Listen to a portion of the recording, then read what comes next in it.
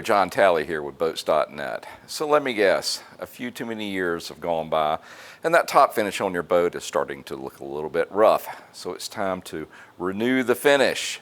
What are your options? Well, let's take a quick look at the basics and then it's up to you to choose the color. So let's dive into it. First up, you may want to consider a marine enamel. Now this has been around for a long time and it has several advantages. One, it is inexpensive. Two, it is really easy to apply even with just a brush or a roller. Now this is my go-to when working in the bilge area because let's face it, it's not going to get a lot of sunlight, therefore it's not going to chalk up. It's easy to apply, especially in all those cramped areas that are so hard to get to, and it's going to last a long time because it's in an enclosed environment. Next up, 1-part polyurethanes. Now these are right in the middle of the DIY sweet spot. They're not that hard to apply. They have a UV coating that's resistant to sunlight. It's a hard coating to where you can walk on it on the deck.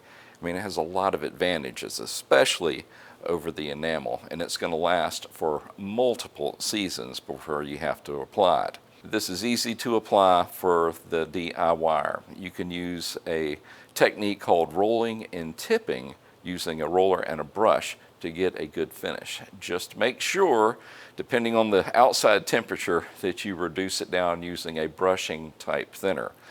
Now if you're feeling adventurous, this can be sprayed as well, but the same rules apply as far as using the correct spraying thinner. So make sure you're in the right temperature range depending on how much you want to thin it out before you spray.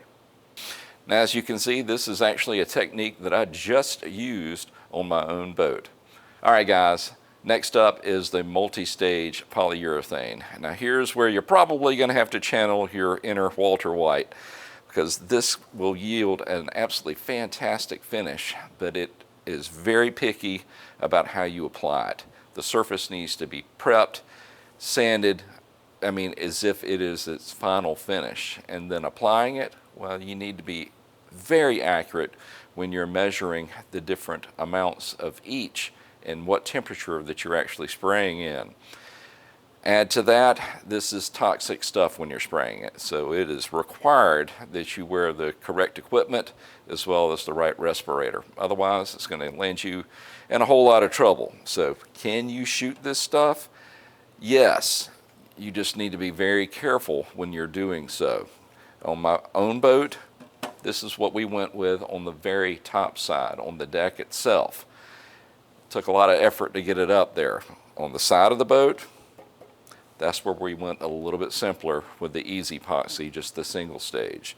It's okay to mix and match these as you're painting your boat, just not on top of each other. Just keep that in mind. Alright guys, that's the paint basics, but there are a couple other things that I want to talk about before I let you go. Primers. Now if your boat is in serious trouble, I'm talking it has a lot of cracking, crazing, either in the existing paint or maybe in the gel coat, and you're just wanting to start over with a whole new coat. Well, they've got a couple of different products that can accomplish that, and that may be your best move short of sanding all the way back to raw wood, metal, or fiberglass. The epoxy prime coat, it was designed to fill in those small imperfections and give you a nice smooth surface to do a light sand before you do your final application of either a simple 1-part epoxy or a 2-part epoxy system. It can adapt to either one. A few options you may want to consider before you start rolling, tipping, and or spraying. Top deck, notoriously slippery. Best way to keep that from happening, after that first coat, tape off the sections where you want to have no skid capabilities, add a little bit of this into the paint, and then apply it. You'll be surprised how easy it is to do and how well it can turn out. Now, if your hull is not absolutely perfect and you want to hide some of those sins, you may want to consider flattening out the paint to where it's not so shiny. They have flattening agents for that, which basically gives you a satin finish, which, well, let's face it, it hides some of those imperfections. Anti-aging formula, that's what I would call it. Last one I want to mention is this. If yours is a true wooden boat made up of slats, the slats move, and if you go with any type of hard primer, they don't want to flex as much. The seam compound, it is designed to flex with the boat because wood moves. That's just all there is to it. So if you're dealing with that, you may want to consider looking at this product before you even put on the primer and the top coat. This will end up saving you a whole lot of frustration later on down the road. All right, guys, there you go. It's 3 simple basic categories. Your enamels, single part polyurethanes, and let's face it, the multi-part polyurethanes. Easy to apply, inexpensive, a little bit tougher to apply, but last a lot longer, looks a lot better. The ones over here definitely need to bring your A game to get it on there correctly.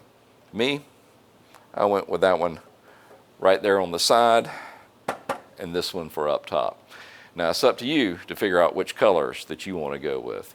Well, thanks for watching, and we will see you out on the water. Y'all have a great day.